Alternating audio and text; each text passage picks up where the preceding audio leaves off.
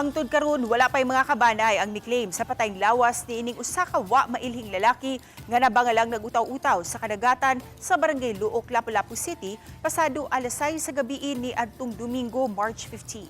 Nagsulod kini og green nga t-shirt ug itom nga maong shorts. Gibana-bana kining anaa pa sa early 40s ang pangidaron og 5'2" ang height.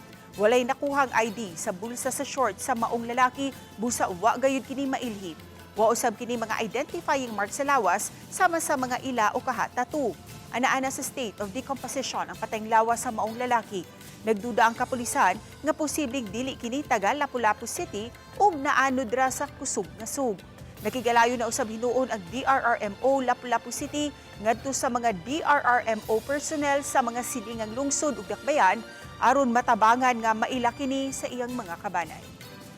Wala siya mga samad yun mga timailhan nga kuwan siya, ipatay siya o unsa kay ang nakita rin man patawag yung mga murag pinanaan bitaw sa isda sa iyang naong sa iyang mata na